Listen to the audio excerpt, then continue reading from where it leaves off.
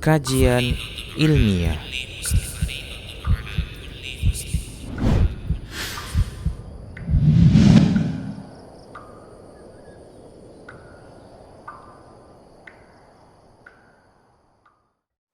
Assalamualaikum warahmatullahi wabarakatuh. Innal hamdalillah nahmaduhu wa nasta'inuhu wa nastaghfiruh wa na'udzu billahi min shururi anfusina wa min sayyiati a'malina. Man yahdihillahu fala mudilla lahu wa man yudlil fala hadiya lahu. Asyhadu an la ilaha illallah wahdahu la syarika lahu wa asyhadu anna Muhammadan abduhu wa rasuluh. Qala Allah Ta'ala fi kitabihil karim, ya ayyuhalladzina amanu taqullaha haqqa tuqatih wa la tamutunna illa wa antum muslimun. Ya ayyuhan nasu taqu rabbakumul ladzi khalaqakum min nafsin wahidah wa khalaqa minha zawjaha wa batha minhuma rijalan katsiran wa nisaa'a wattaqullaha alladzi tasaaluna bihi wal arham innallaha kana 'alaikum raqiba. Ya ayyuhalladzina amanu taqullaha wa qulu qawlan sadida yuslih lakum a'malakum wa yaghfir lakum dhunubakum wa man yuti'illaha wa rasulahu faqad faza fawzan 'azima. Amma ba'd. Ikhwani wa akhawati kaum muslimin, kaum muslimat yang dimuliakan oleh Allah tabaraka wa taala.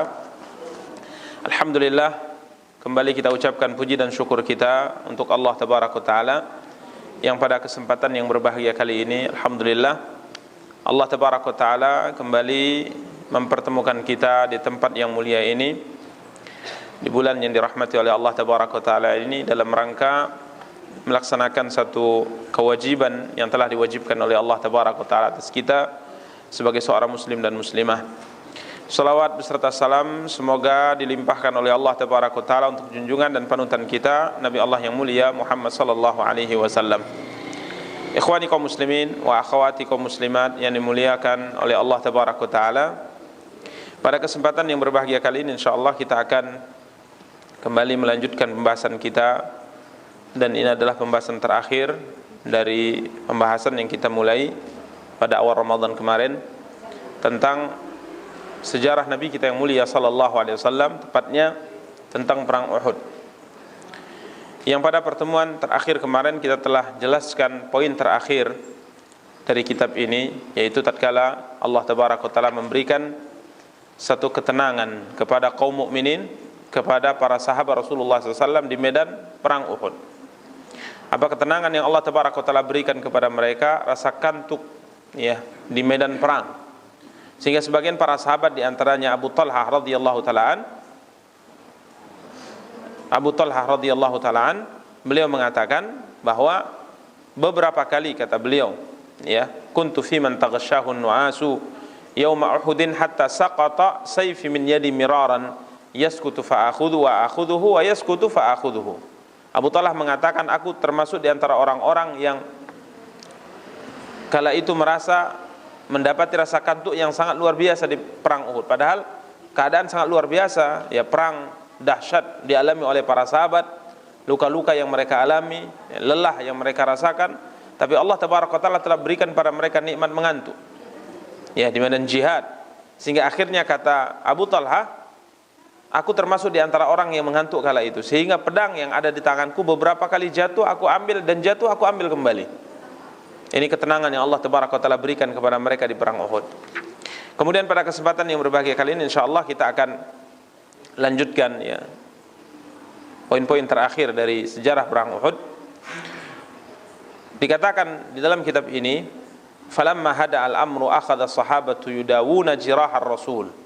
Tatkala keadaan mulai tenang, ya, keadaan mulai tenang karena Nabi SAW berhasil menyingkir dan mendekat ke Gunung Uhud, ya, mendekat ke Gunung Uhud, memasuki celah yang ada di Gunung Uhud. Ya, tatkala keadaan sudah tenang, maka akhirnya para sahabat Rasulullah sallallahu alaihi wasallam berusaha untuk mengobati luka yang dialami oleh Rasulullah SAW. Di mana kemarin telah kita jelaskan bahwa Nabi SAW terluka, ya, tepatnya di wajah beliau alaihi salatu wassalam, sehingga tatkala luka tersebut, ya, ada di wajah Nabi kemudian mengalirkan darah Maka Nabi SAW mengusapnya sembari berkata, kaifa yuflihu qaumun, bagaimana satu kaum akan beruntung sedangkan mereka melukai wajah Nabi mereka. Jadi Nabi SAW terluka, bahkan gigi geraham beliau alaihi salatu wassalam ini sampai patah, ya, sallallahu alaihi wasallam. Jadi setelah keadaan mulai tenang, para sahabat mulai berusaha untuk mengobati luka-luka yang dialami oleh Rasulullah sallallahu alaihi wasallam. Nabi SAW kala itu memerintahkan Ali bin Abi Thalib untuk mengambilkan air. Ya, Nabi SAW perintahkan untuk mengambilkan air karena beliau haus, beliau ingin minum. Maka Ali mengambilnya tatkala sudah diberikan kepada Rasulullah sallallahu alaihi wasallam, kiranya Nabi mencium bau air tersebut tidak sedap, ya, sehingga akhirnya Nabi sallallahu alaihi wasallam tidak jadi meminumnya, ya, tidak jadi meminumnya. Beliau gunakan air diambilkan oleh Ali bin Abi Thalib tadi untuk membasuh wajah beliau, Faghassala bihi dam alladhi fi wajhihi. Beliau dengan air tersebut berusaha untuk membersihkan darah-darah yang ada di wajah beliau yang mulia alaihi salatu wassalam. Wa huwa yaqul, kala itu Nabi sallallahu bersabda, ishtadda ghadabullah ala man damma wajha Rasulillah. Allah sangat murka dengan seorang hamba yang menjadikan wajah Rasulullah, wajah utusannya berdarah. Ini ikhwani kaum muslimin wa akhwati kaum muslimat yang dimuliakan oleh Allah. Tidak lama setelah itu datang Fatimah bintu Rasulillah, ya, anak putri Nabi sallallahu alaihi wasallam. Dia juga ingin mengobati luka ayahnya. Tatkala dia melihat Rasulullah SAW, maka melihat luka Nabi SAW, maka dia sangat bersedih dan kemudian dia peluk Rasulullah SAW. Wa ja'ala taghsilu jirahatihi bil ma' fa yazdadu dam.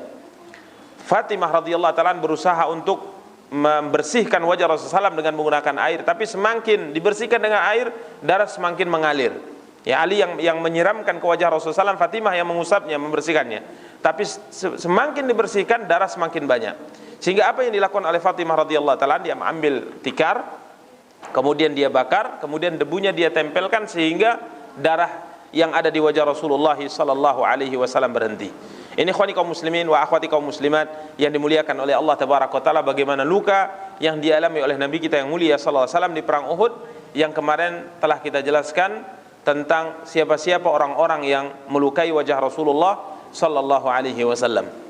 Kemudian ikhwani kaum muslimin wa akhwati kaum muslimat yang dimuliakan oleh Allah tabaraka taala, tatkala orang-orang musyrikin tidak mampu untuk mendekati Rasulullah dan para sahabat, akhirnya mereka memilih untuk pulang ke Mekah.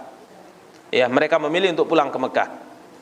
Namun mereka tidak tahu sebenarnya Muhammad SAW, Nabi SAW itu terbunuh atau tidak.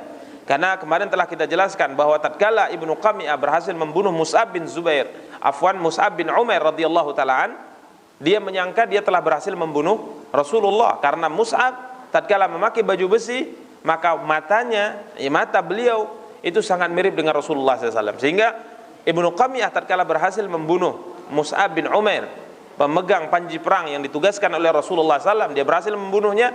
Dia sangka ia telah membunuh Rasulullah SAW, sehingga dia mengatakan Muhammadun qad qutil, aku telah membunuh Muhammad SAW. Sehingga mereka kala itu belum tahu pasti apakah Muhammad terbunuh atau tidak, karena kala itu tersebar, ada yang mengatakan terbunuh, sudah dibunuh, ada yang mengatakan tidak. Maka tatkala mereka tidak lagi mampu untuk mendekati Rasulullah SAW dan kaum muslimin, mereka berniat memutuskan untuk pulang ke kota Mekah. Di dalam persiapan untuk pulang ke kota Mekah, karena Nabi SAW mundur. Jadi medan perang itu masih berada di kekuasaan orang-orang musyrikin. Nabi SAW mundur mendekati Gunung Uhud. Sehingga tatkala mereka sedang bersiap-siap untuk melakukan perang, untuk melakukan kepulangan mereka ke kota Mekah, maka sebahagian laki-laki dan wanita mereka yumathiluna biqatlal muslimin. Mereka memutilasi jasad-jasad syuhada dari kalangan kaum muslimin. Apa yang mereka lakukan? Yuqatti'unal adzan. Mereka potong telinga-telinga syuhada kaum muslimin. Wal unuf. Mereka juga memotong hidung-hidung mereka. Ya, wal furuj, dan kemaluan-kemaluan mereka. Wa yabqarunal butun. Bahkan mereka mengoyak perut-perut kaum syuhada kaum muslimin. Ini yang mereka lakukan. Padahal perbuatan seperti ini adalah perbuatan yang tercela. Kita tidak berbicara dalam syariat Islam, tapi tercela di mata orang kafir Quraisy sendiri. Jadi orang kafir Quraisy berkeyakinan, mereka melihat, menganggap bahwa orang-orang yang melakukan seperti itu di medan perang ini adalah pengecut. Ini perbuatan yang tidak bagus, perbuatan hina. Kenapa? Karena beraninya setelah meninggal. Ya, ini ikhwani kaum muslimin yang dimuliakan oleh Allah tabaraka wa taala. Sehingga sebagaimana dalam sejarah sangat masyhur, Hindun binti Utbah, karena ia sudah bernadar kalau saat nanti berhasil membunuh Hamzah, dia akan memakan hati Hamzah. Maka dibelah hati Hamzah, perut Hamzah radhiyallahu taala, dibelah dadanya, kemudian diambil hatinya dan dia kunyah mentah-mentah. Ini dendam yang sangat luar biasa yang ada di hatinya, menyebabkan dia melakukan sesuatu di luar batas nalar, hatta sekalipun orang musyrikin kafir Quraisy kala itu. Tatkala ia tidak mampu untuk mengunyahnya, maka dia memuntahkannya sembari mengatakan bahwa sedendamnya sudah terbalaskan. Ini yang dilakukan oleh mereka ikhwani kaum muslimin wa akhwati kaum muslimat yang dimuliakan oleh Allah tabaraka wa taala. Ya, dan ini rata-rata syuhada Uhud dilakukan oleh mereka seperti itu. Hampir-hampir bisa tidak ada yang tidak selamat dari apa yang mereka lakukan. Ya, walaupun sebagian mereka mungkin tidak mengoyak perut, tapi telinganya, kemudian hidungnya itu dipotong oleh mereka. Ikhwani kaum muslimin wa akhwati kaum muslimat yang dimuliakan oleh Allah tabaraka wa taala. Kemudian setelah selesai persiapan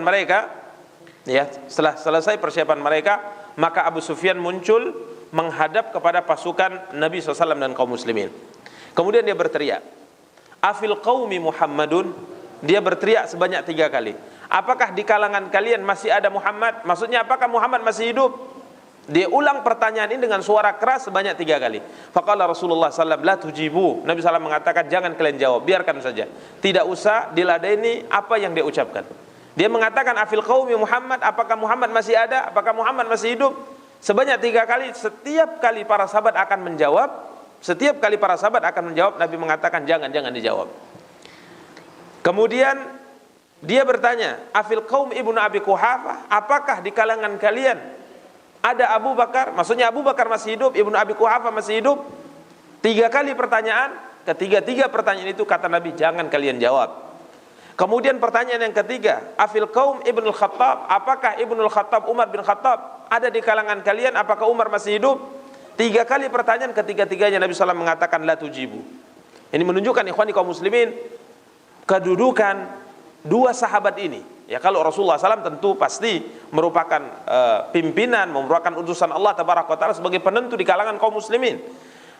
Dan tatkala dia bertanya tentang apakah masih ada Abu Bakar masih hidup, Umar masih hidup, ini menunjukkan keduanya memiliki kedudukan yang sangat istimewa di kalangan kaum muslimin, dan ini diketahui oleh kaum muslimin maupun orang kafir. Sehingga yang ditanya dari kalangan sahabat yang masih hidup, apakah Abu Bakar masih hidup, Umar masih hidup, yang lain tidak ditanya. Setelah tidak ada jawaban, ya, maka Abu Sufyan mengatakan, "Amma haula faqad kutilu, falau kanu ahya'an la ajabu." Dia mengatakan kepada teman-temannya, "Wahai teman-temanku, adapun 3 orang yang saya tanyakan kepada mereka, Muhammad, Abu Bakar, Umar bin Khattab, kalau seandainya mereka masih hidup, pasti mereka akan jawab. Mereka semua sudah mati ini." Maka apa yang terjadi? Falam yamlik Umar nafsah. Umar tidak bisa menahan lagi dirinya untuk tidak menjawab. Maka dia langsung berteriak, "Kadzabta ya aduwallah, abqallahu alaika ma yukhsik." Dusta engkau wahai musuh Allah, sesungguhnya Allah tabaraka wa taala telah memberikan sesuatu kepada kami apa-apa yang menjadikan engkau hina. Maksudnya kami masih hidup. Jangan kau sangka bahwa tatkala kami tidak menjawab, kami semua sudah meninggal, kami semua sudah mati. Rasulullah SAW masih hidup, Abu Bakar masih hidup, dan aku Umar bin Khattab masih hidup. Kemudian Abu Sufyan mengatakan, "Yaumun biyaumi badrin wal ayyamu duwalun wal harbu sijal." Apa kata Abu Sufyan? Kekalahan kalian di perang Uhud ini sebagai balasan akan kekalahan kami di perang Badar. Cuma kita sebutkan kemarin di awal-awal pembahasan ini, perang Uhud ini memang murni dilakukan oleh mereka untuk balas dendam. Jadi Abu Sufyan mengatakan, "Yaumun biyaumi badr." Hari ini adalah balasan kekalahan kami di perang Badar. Wal ayyamu duwalun, dan hari itu terus berputar. Wal harbu sijal, yang namanya perang sesekali bisa menang, sesekali bisa kalah. Jadi satu-satu kata Abu Sufyan. Faqala lahu Umar, "La sawa." Umar mengatakan tidak sama. Sekalipun kalian kalah di perang Badar dan menang di perang ini, tetap tidak sama. Qatlana fil jannah wa qatlakum finnar. Tetap tidak sama. Orang-orang yang mati di kalangan kalian itu, orang-orang yang meninggal di kalangan kami di kedua perang itu tempatnya ada dalam surga, sedangkan orang-orang yang mati di kalangan kalian di perang Badar maupun di perang ini tempatnya di mana? Di neraka. Jadi sekalipun sama-sama menang sekali dan kalah sekali, tapi tetap tidak sama. Kenapa? Karena akhirnya yang mati di kalangan kalian itu di neraka, sedangkan kami tempatnya di surga. Kemudian Abu Sufyan mengatakan, "U'lu Hubal." U'lu Hubal. Diulang-ulang ucapan ini yang artinya maha tinggi Tuhan kami, Tuhan Hubal. Maka Rasulullah SAW mengatakan, "Ala tujibuna?" Apakah kalian tidak bisa menjawabnya? Maka mereka mengatakan, apa yang mesti kami lakukan ya Rasulullah? Qulu Allahu a'la wa ajal. Allah tabaraka wa ta'ala lebih tinggi dan lebih mulia. Faqala Umar, maka Umar berteriak mengatakan Allahu a'la wa ajal. Jadi kalau kalian mengatakan Tuhan kalian Hubal, Tuhan yang tinggi, maka Allah lebih tinggi dan lebih mulia subhanahu jalla wa ala. Qala Abu Sufyan, lana al-uzza wa la uzza lakum. Kami punya Tuhan Uzza. Ini Tuhan-Tuhan berhala-berhala yang sangat mereka banggakan. Mereka mengatakan, Abu Sufyan mengatakan, lana al-uzza wa la uzza lakum. Kami punya Tuhan Uzza, berhala Uzza, sedangkan kalian tidak punya berhala Uzza, Tuhan Uzza. Maka Rasulullah mengatakan, ala tujibuna? Apakah kalian tidak menjawabnya? Para sahabat mengatakan, apa yang mesti kami jawab ya Rasulullah? Maka katakan, kata Rasulullah, Allahu maulana wa la maula lakum. Allah adalah pembela kami, sedangkan kalian tidak memiliki pembela. Allah penolong kami, sedangkan kalian tidak memiliki penolong. Faqala Umar, Allahu maulana wa la maula lakum. Maka Umar menjawab, Allah adalah penolong kami, sedangkan kalian tidak memiliki penolong. Ini ikhwani kaum muslimin wa akhwati kaum muslimat yang dimuliakan oleh Allah tabaraka taala.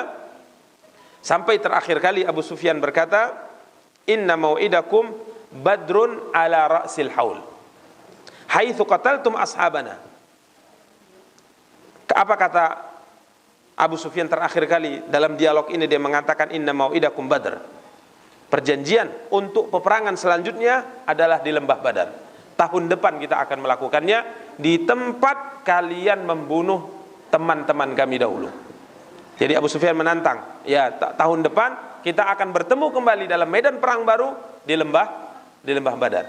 Ini ikhwani kaum muslimin, dan ini dalam sejarahnya nanti Nabi SAW meladeni tantangan ini. Ya pada waktu yang sudah disepakati oleh Abu Sufyan, Nabi keluar ke lembah Badar, tapi pasukan musyrikin tidak keluar. Ini ikhwani kaum muslimin wa akhwati kaum muslimat yang dimuliakan oleh Allah. Sehingga Nabi SAW mengatakan pada Umar, jawab wa Umar, naam insyaallah huwa bainana wa bainaka mau'idun. Jawab Umar, ya insyaallah itu adalah janji yang akan kita lakukan tahun depan. Kita akan melakukan perang selanjutnya, yaitu di lembah Badar. Sehingga setelah itu mereka pun berpisah. Ya, kaum musyrikin akhirnya meninggalkan medan perang. Mereka meninggalkan medan perang Uhud. Setelah mereka tidak ada lagi di area perang, maka akhirnya kaum muslimin radhiyallahu taala anhum turun. Mereka turun dari Gunung Uhud, mereka turun memasuki area perang. Karena sudah orang-orang musyrikin sudah berangkat. Nabi SAW kala itu mengatakan, coba lihatlah apa yang mereka lakukan. Kalau seandainya mereka menaiki unta dan menuntun kuda, berarti mereka akan pulang ke Mekah. Tapi kalau sebaliknya yang mereka naiki adalah kuda mereka, sedangkan unta yang mereka tuntun, berarti mereka akan ke Madinah. Kenapa? Karena kalau dilihat dari situasi perang ikhwani kaum muslimin, Madinah itu tepatnya berada di belakang pasukan kafir Quraisy. Jadi Nabi SAW itu di Uhud, sedangkan pasukan kafir Quraisy itu berada di antara Uhud dan Madinah. Ya, berada di antara Uhud dan Madinah. Jadi jika seandainya orang-orang kafir Quraisy menyerang Madinah, ini tentunya tidak ada benteng dari pasukan. Tapi itu tidak mereka lakukan. Ini menunjukkan, kata para ulama, sebenarnya perang ini tidaklah dikatakan kekalahan murni yang dialami oleh kaum muslimin. Jadi tidak bisa kita katakan, sebagian ulama sejarah mengatakan, tidak bisa kita katakan bahwa Nabi dan kaum muslimin itu kalah mutlak di perang Uhud. Kalau kalah mutlak, tentunya mereka akan melakukan apapun yang mereka lakukan. Coba lihat, Madinah tidak ada penjaga. Nabi dan kaum muslimin sudah lelah dan banyak di antara mereka yang terluka parah. Akan tetapi apa yang dilakukan oleh mereka setelah mereka berpisah, Nabi SAW katakan, coba lihat, kalau mereka menaiki kuda dan menuntun unta, berarti mereka akan menyerang kota kita, rumah kita, kota Madinah. Tapi kalau mereka menaiki unta dan menuntun kuda, berarti mereka akan pulang ke Mekah. Setelah diperhatikan oleh kaum muslimin, kiranya mereka menaiki unta dan menuntun kuda mereka, berarti mereka pulang ke Mekah. Ini kaum muslimin yang dimuliakan oleh Allah. Setelah mereka tidak ada maka akhirnya para sahabat pun turun ke medan perang, ya, turun ke area perang, melihat dan mengecek siapa di antara para sahabat yang sudah meninggal, yang sudah terluka dan seterusnya. Subhanallah, ikhwani kaum muslimin wa akhwati kaum muslimat yang dimuliakan oleh Allah tabaraka wa taala. Ditemuilah Sa'ad bin Rabi', ya, dalam keadaan sakarat dan kemudian meninggal. Ya, kemudian sebagaimana kita jelaskan kemarin, Abdullah bin Jahash, Abdullah bin Amr bin Haram, ya, Mus'ab bin Umair, Amr bin Jamuh, dan yang lain-lainnya. Banyak sekali sahabat yang meninggal, yang syahid, yang kita sebutkan jumlah mereka kurang lebih 70 syuhada. Jumlah mereka kurang lebih 70 syuhada. Sedangkan Nabi SAW, Nabi SAW kala itu mencari paman beliau, karena tidak ada di barisan pasukan yang masih hidup, maka beliau mencari sang paman. Tatkala beliau mendapati jasad Hamzah bin Abdul Muttalib, kemudian keadaan jasadnya sangat luar biasa, ya, perutnya dikoyak, dadanya dikoyak, telinga dan hidungnya dipotong oleh mereka. Maka Nabi SAW sedih luar biasa, sampai-sampai dikatakan tidak pernah beliau berdiri sedih melihat satu jasad kecuali di hadapan jasad sang paman Hamzah bin Abdul Muttalib radhiyallahu taala. Apa kata Rasulullah SAW? Laula an tajza'a Safiyah, kalaulah bukan kalau Safiyah, ya, ini adalah saudarinya Hamzah, kalaulah bukan karena Safiyah akan merasa sangat bersedih, maka aku akan biarkan jasad ini sehingga nanti akan dibangkitkan oleh Allah tabaraka wa taala, sedangkan jasad ini berpencar di perut-perut binatang. Ini ikhwan kaum muslimin yang dimuliakan oleh Allah. Kemudian tidak lama datang Safiyah. Ya, ini adalah kita katakan tadi bibi Rasulullah dan kakak kandungnya Hamzah. Dia ingin mencari Hamzah juga. Fa'amar Rasulullah ibn Zubair, karena wanita sudah juga turun ke area perang. Nabi dan para sahabat laki-laki turun, mereka melihat jasad luar biasa. Ya. Maka tatkala para wanita juga akan turun, termasuk Safiyah turun ingin mencari jasad saudara-saudara mereka, maka Nabi mengatakan, an-nisa, tahan oleh kalian wanita, jangan sampai mereka melihat jasad. Kenapa? Jasad kaum muslimin kala itu hampir bisa dikatakan wanita tidak akan tahan untuk melihatnya. Sehingga Nabi mengatakan tahan. Termasuk tatkala Nabi melihat Safiyah mendekat, maka Nabi mengatakan kepada anaknya, anak Safiyah, yaitu Az-Zubair bin Al-Awwam. Zubair bin Awwam adalah anak kandung Safiyah. Ya, anak kandung Safiyah. Apa kata Nabi SAW kepada Zubair? Tahan ibumu itu. Jangan sampai dia melihat jasad pamanmu ini, Hamzah bin Abdul Muttalib. Dia tidak akan tahan, aku takut akan berpengaruh pada akalnya. Bisa-bisa jadi gila karena melihat jasad saudaranya seperti ini dilakukan oleh mereka. Maka Nabi mengatakan tahan, jangan sampai dia mendekat. Maka Zubair langsung mengejar ibunya, kemudian mengatakan, jangan ibu, jangan mendekat. Tapi sang ibu, kata Zubair, adalah orang yang kuat. Safiyah orang kuat, sehingga Zubair ditolaknya dengan keras. Sehingga apa kata Zubair? Wahai ibu, sesungguhnya yang melarangmu ini bukan anakmu ini, akan tapi yang melarangmu adalah Rasulullah. Yang melarangmu adalah Rasulullah SAW. Yang melarang engkau wahai ibu untuk melihat jasad paman Hamzah bin Abdul Muttalib radhiyallahu taala. Ikhwani kaum muslimin wa akhwati kaum muslimat yang dimuliakan oleh Allah, tatkala memang ditahan oleh Rasulullah dan dia paham bahwa yang melarangnya adalah Rasulullah, maka dia keluarkan kain kafan, 2 helai kain kafan. Dia mengatakan, hadani sauban ji'tu bihima li akhi Hamzah wa qad balagani maktaluhu fakaffinuhu fihima. Apa kata Safiyah? Okelah kalau seandainya memang saya tidak boleh melihat, ini 2 kain kafan yang aku bawa khusus dari kota Madinah untuk mengkafani saudaraku Hamzah. Jadikan 2 helai pakaian ini sebagai kain kafan baginya. Kemudian Zubair mengatakan, tatkala kami akan mengkafani Hamzah, kiranya di samping Hamzah ada seorang Ansar. Ada seorang Ansar yang juga syahid, sahabat yang syahid. Qad fu'ila bihi kama fu'ila bi Hamzah. Jasad sahabat Ansar ini dilakukan padanya sama seperti yang dilakukan pada Hamzah bin Abdul Muttalib. Ya. Kemudian ikhwani kaum muslimin yang dimuliakan oleh Allah, sahabat Ansar ini tidak punya kain kafan. Hamzah tadi dibawakan khusus 2 kain kafan, sedangkan sahabat yang meninggal yang syahid di samping Hamzah tidak punya kain kafan. Sehingga apa kata Zubair? Tatkala kami akan mengkafani Hamzah, kami malu jika seandainya Hamzah dikafani dengan 2 kain kafan, sedangkan saudaranya yang syahid dan senasib dengan Hamzah, yang keadaan tubuhnya sama seperti Hamzah, tidak dikafani. Sehingga akhirnya kami sepakat, keluarga sepakat, 1 untuk Hamzah, 1 untuk sahabat Ansar. Subhanallah. Sehingga kata Zubair, gara-gara 1 kain kafan apa yang terjadi?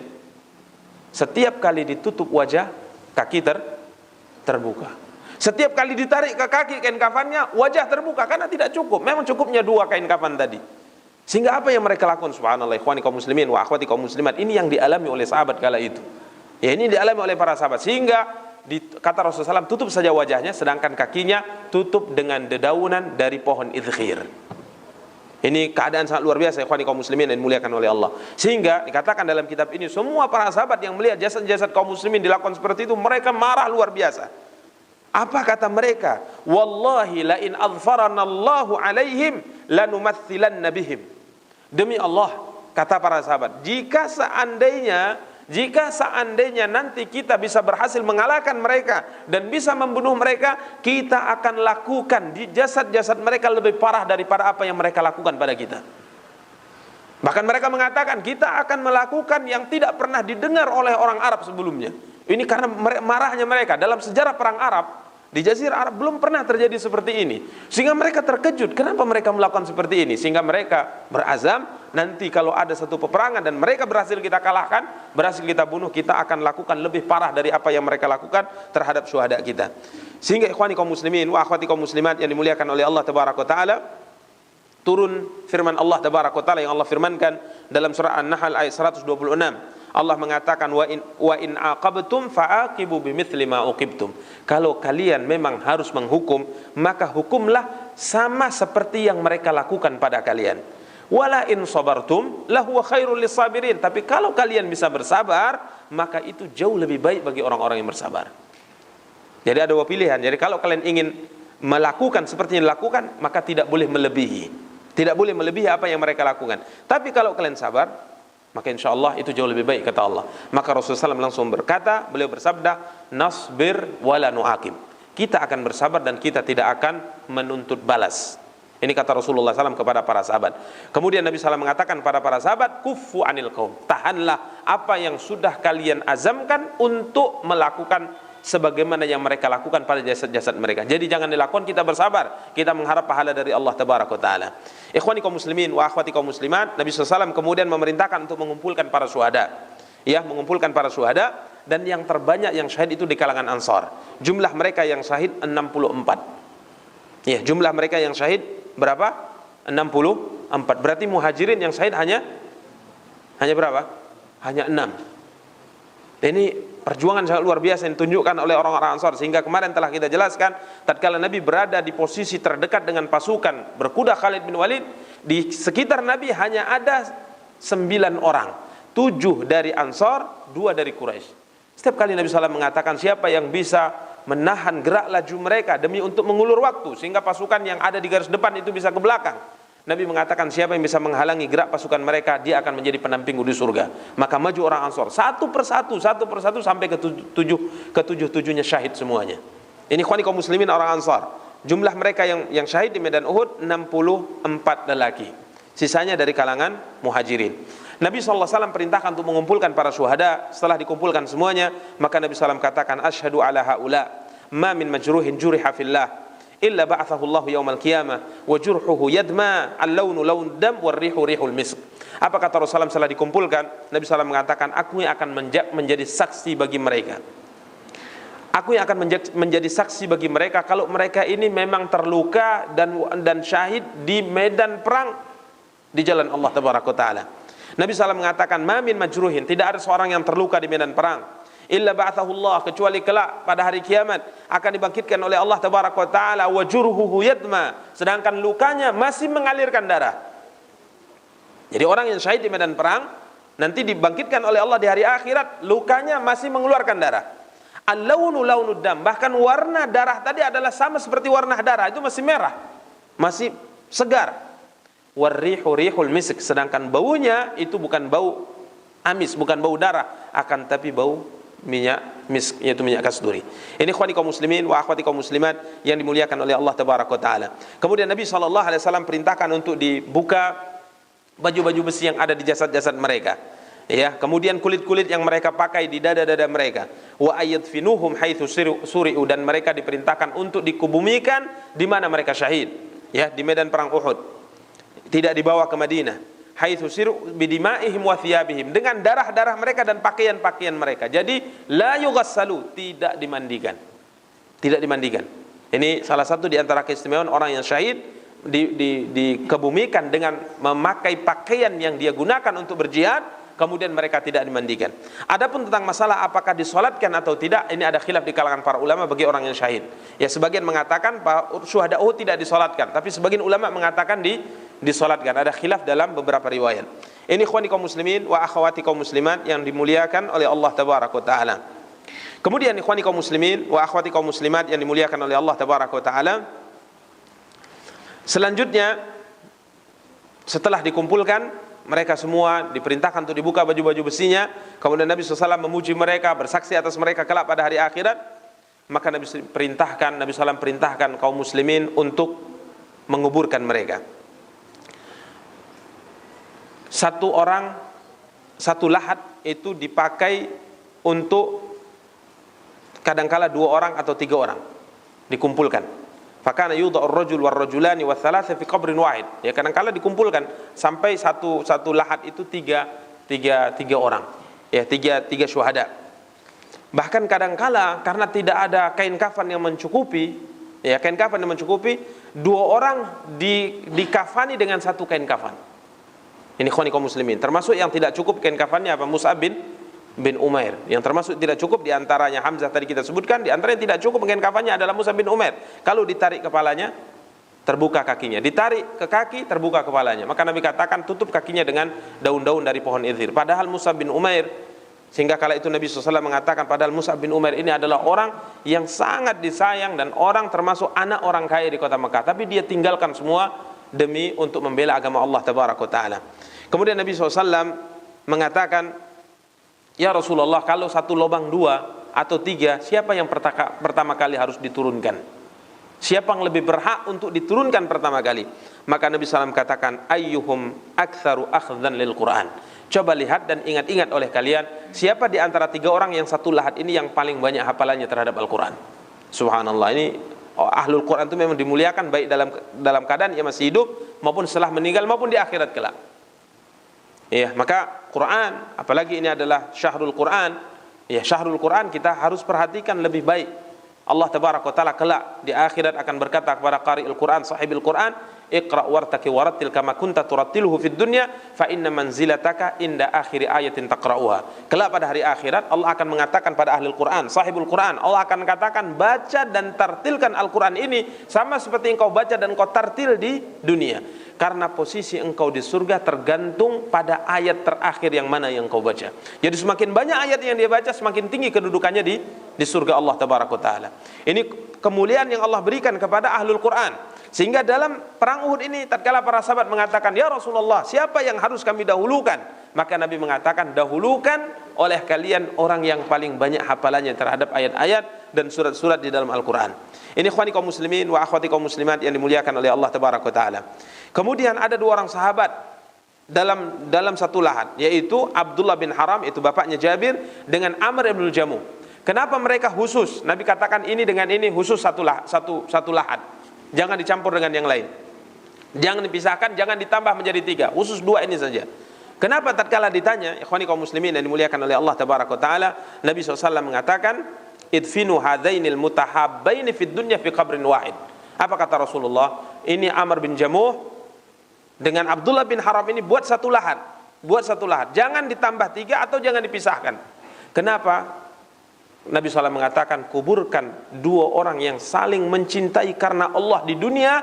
Berdua ini mencintai karena Allah di dunia. Mereka memiliki persahabatan karena Allah di dunia. Jadikan mereka satu kuburan. Ini menunjukkan ikhwani kaum muslimin, persahabatan yang dikaitkan dengan agama ini tidak akan terputus sampai kita bertemu dengan Allah di akhirat kelak. Al-akhillau yauma idzin ba'dhum li ba'din adun ilal muttaqin. Apa kata Allah? Orang-orang yang saling memiliki hubungan dekat, persahabatan, ini pada hari akhirat akan menjadi musuh antara satu dengan yang lainnya kecuali orang-orang yang bertakwa, orang yang mengikat persahabatannya karena agama. Ya, ini ikhwani kaum muslimin wa akhwati kaum muslimat yang dimuliakan oleh Allah tabaraka taala. Kemudian juga Hamzah disatukan dengan Abdullah bin Jahsh. Abdullah bin Jahsh radhiyallahu taala adalah anak daripada saudarinya Hamzah. Ya, anak daripada saudarinya Hamzah. Jadi ini termasuk keponakan. Ya, keponakan daripada Hamzah bin Abdul Muttalib radhiyallahu taala an. Begitu juga dengan Mus'ab bin Umair, ya. Ini ikhwani kaum muslimin wa akhwati kaum muslimat yang dimuliakan oleh Allah tabaraka wa taala. Kemudian selanjutnya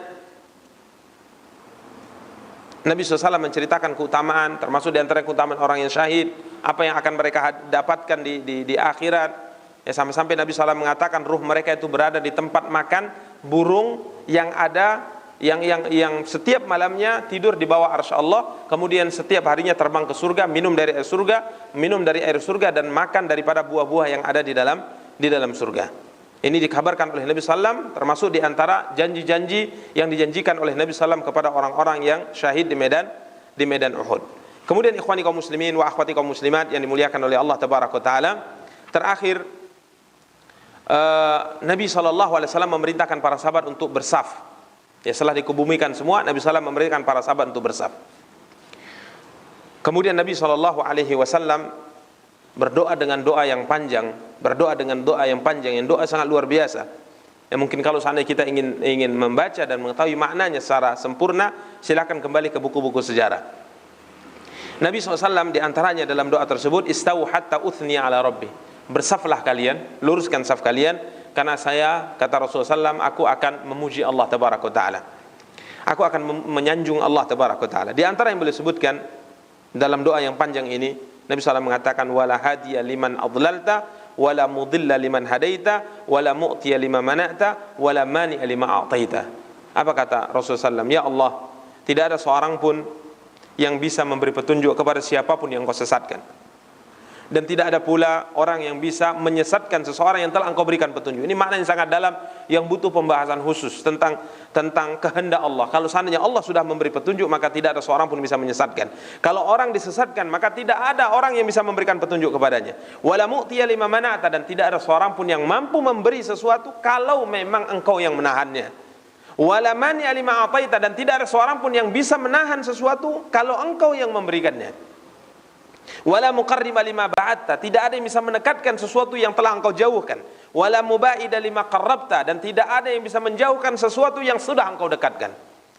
Ini ikhwani kaum muslimin wa akhwati kaum muslimat, di antara doa-doa yang diminta oleh Nabi SAW. Kemudian di antara yang beliau katakan, Allahumma inni a'idzum bika min syarri ma ataitana. Ya Allah, aku berlindung kepadamu dari keburukan setiap sesuatu yang kau anugerahkan kepada kami.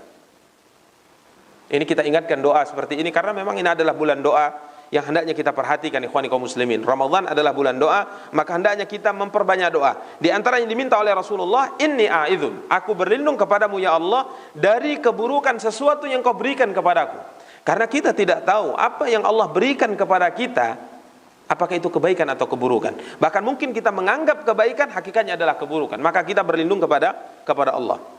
Kemudian kita juga wasyarri ma mana'ta, aku berlindung kepadamu juga dari keburukan sesuatu yang kau tahan, yang kau tidak berikan kepadaku. Ya, ini ikhwani kaum muslimin wa akhwati kaum muslimat yang dimuliakan oleh Allah. Allahumma habib lainal iman, ya Allah jadikan kami mencintai iman, wa zayyinhu fi qulubina, dan jadikan iman menjadi sesuatu yang menghiasi hati kami. Wa karrih ilainal kufra wal fusuqa wal isyan, ya Allah jadikan kami adalah seorang hamba yang membenci kekafiran, membenci kefasikan, dan membenci maksiat. Doa yang sangat luar biasa. Kita berdoa kepada Allah agar kiranya Allah tabaraka taala menjadikan kita sebagai seorang hamba yang memiliki hati yang benci kekufuran, benci kefasikan, dan benci semua maksiat. Jangan sampai kita menjadi seorang hamba yang cinta maksiat. Kita ingin menjadi seorang hamba yang cinta melakukan ketaatan kepada Allah tabaraka taala. Kemudian beliau mengatakan, Allahumma tawaffana muslimin wa ahyina muslimin wa alhiqna bis salihin. Apa kata Rasulullah SAW? Ya Allah, wafatkan kami dalam keadaan muslim, hidupkan kami dalam keadaan muslim, dan pertemukan kami dengan orang-orang saleh di akhirat kelak. Ini doa-doa yang dipanjatkan oleh Nabi kita yang mulia sallallahu alaihi wasallam. Dan kalau kita ingin melihat makna dan penjelasan doanya, silahkan kembali ke buku-buku sejarah yang ditulis oleh para ulama. Kemudian ikhwani kaum muslimin, setelah selesai beliau sudah berdoa dan sudah dikebumikan semua syuhada, maka beliau pulang ke kota Madinah. Ikhwani kaum muslimin wa akhwati kaum muslimat yang dimuliakan oleh Allah tabaraka taala. Tatkala Nabi sallallahu alaihi wasallam masuk kota Madinah, terlihat kecintaan para sahabat-sahabat kepada Rasulullah SAW, khususnya para wanita. Mungkin kalau sahabat laki-laki merupakan satu hal yang tidak aneh kalau mereka bisa mencintai Rasulullah SAW sebagaimana yang kita lihat di perang yang kita ceritakan. Tapi coba lihat seorang wanita. Wa kharajat imra'atun min Bani Dinar, keluar seorang wanita dari suku Dinar, dari Bani Dinar. Wa qad usibat zawjuha wa akhuha wa abuha bi Uhud. Suaminya syahid, saudaranya syahid, ayahnya syahid, semuanya meninggal. Falamma nu'u laha qalat fama fa'ala Rasulullah. Tatkala disampaikan, dia bertanya, waduh wahai wanita, sabarlah engkau karena suamimu, ayahmu, saudaramu semuanya syahid di medan Uhud. Apa jawaban wanita ini? Fama fa'ala Rasulullah. Bagaimana keadaan Rasulullah? Qalu khairan ya umma fulan. Adapun Rasulullah insyaallah baik, bihamdillah kama tuhibbin, sebagaimana yang engkau cintai, yang kau inginkan. Jadi kalau Nabi insyaallah, yang syahid itu hanya ayahmu, saudaramu, suamimu. Maka dia mengatakan arunihi hatta anzura ilaihi. Aku tidak percaya, coba tunjukkan di mana Rasulullah SAW. Bawa Rasulullah kemari sehingga aku bisa melihatnya. Tatkala dia berhasil melihat Rasulullah, hatta idza ra'athu qalat kullu musibatin ba'daka jalalun. Setelah ia berhasil melihat Rasulullah dan Nabi SAW dalam keadaan sehat, apa katanya? Semua musibah yang menimpamu, yang menimpaku, sekalipun suamiku meninggal, syahid, sekalipun ayahku meninggal, sekalipun saudara-saudaraku meninggal, tapi kalau seandainya engkau sehat ya Rasulullah, maka sungguh demi Allah musibah apapun yang menimpaku itu sangat kecil bagiku, selama musibah itu tidak menimpa dirimu. Ini coba lihat kecintaan yang sangat luar biasa yang ditunjukkan oleh para sahabat, yang ini merupakan tuntutan iman, bukan sekedar kecintaan-kecintaan dikaitkan dengan dunia, tapi ini memang kecintaan kepada iman. Ya, wajar kalau kemarin kita ceritakan bagaimana para sahabat Abu Dujana memeluk Rasulullah SAW demi untuk menjadikan tubuhnya sebagai perisai hidup untuk tubuh Rasulullah. Dan tatkala anak panah menancap di punggungnya, dia tidak bergerak. Dia tidak bergerak demi agar kiranya Rasulullah SAW itu tidak terkena hatta sekalipun satu buah anak panah. Begitu juga dengan Abu Talha bin Ubaidillah. Mereka semua mengatakan, saat mengatakan, ya Rasulullah, jadikan leherku sebagai perisai agar engkau tidak terkena serangan anak panah yang dilepaskan oleh pasukan kafir Quraisy. Ini ikhwani kaum muslimin wa akhwati kaum muslimat yang dimuliakan oleh Allah Tabaraka wa Taala, kecintaan ya para sahabat kepada Rasul kita yang mulia sallallahu alaihi wasallam, yang selalu kita ingatkan hendaknya kecintaan kita kepada beliau mesti kita tunjukkan dengan apa di zaman kita, dengan melaksanakan syariat yang telah disyariatkan oleh beliau, membela, mempelajari, mengamalkan dan membela syariat yang telah disampaikan oleh beliau sallallahu alaihi wasallam. Demikian ikhwani kaum muslimin wa akhwati kaum muslimat yang dimuliakan oleh Allah Tabaraka taala, akhir daripada kisah perang Uhud yang tentunya memiliki makna yang sangat banyak sekali, hikmah yang sangat banyak, faedah yang sangat banyak. Akan tapi sebagaimana kita katakan, kita hanya bisa sekedar menyampaikan sedikit daripada hal yang banyak yang telah ditulis oleh para ulama, demi harapan moga kiranya sedikit yang kita sampaikan ini bisa menumbuhkan dan menyegarkan kecintaan kita kepada Rasulullah SAW dan kepada para sahabat beliau SAW. Karena jika saatnya kita mencintai mereka, mencintai Nabi dan mencintai para sahabat, sekalipun kita tidak bisa melakukan amal sebagaimana yang mereka lakukan, tapi kalau kita mencintai mereka, insyaallah Allah Tabaraka wa Taala akan bangkitkan kita dengan mereka di satu tempat nanti, yaitu di dalam surganya Subhanahu Jalla wa Ala. Ini ikhwani kaum muslimin wa akhwati kaum muslimat yang dimuliakan oleh Allah Tabaraka wa Taala, apa yang dapat kita sampaikan, semoga ada faedahnya tentang perang Uhud ini, kita bisa mengambil faedah darinya. Dan setelahnya kita berikan kesempatan kalau ada yang ingin ditanyakan, kita persilahkan. Wassallallahu ala nabiyyina Muhammad wa ala alihi wa sahbihi wat tabi'in. Subhanakallahumma bihamdika asyhadu an la ilaha illa anta astaghfiruka wa atubu ilaika. Wassalamu alaikum warahmatullahi wabarakatuh.